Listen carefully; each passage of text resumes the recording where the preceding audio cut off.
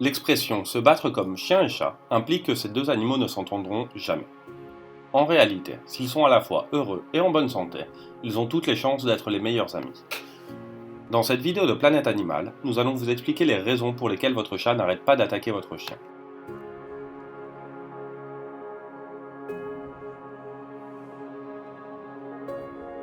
Dans la nature, les chats et les chiens s'affrontent pour certaines ressources, et ils peuvent même se considérer comme des proies dans certaines circonstances.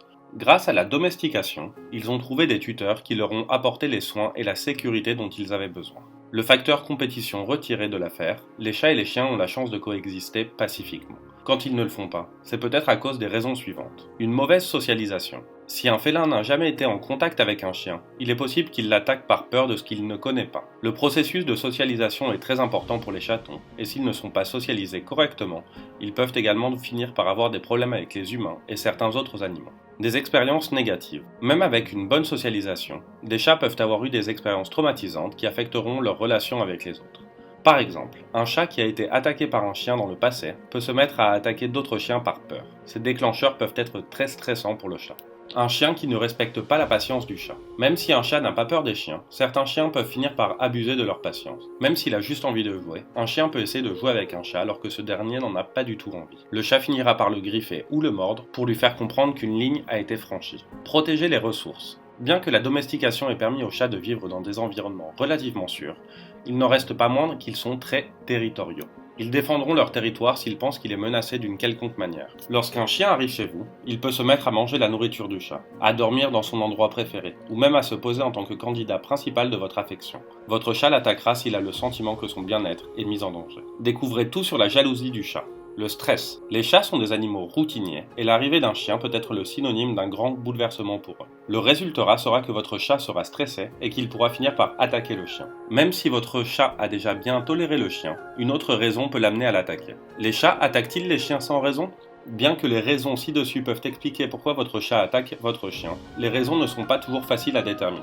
Tous les chiens et les chats sont des individus ayant leur propre personnalité et leurs propres préférences. Certains chats ne s'entendent pas avec certains chiens, alors qu'ils s'entendent parfaitement avec d'autres chiens. De même, les chats sont souvent des animaux sensibles, et certains chiens perturberont trop leur vie et leur bien-être.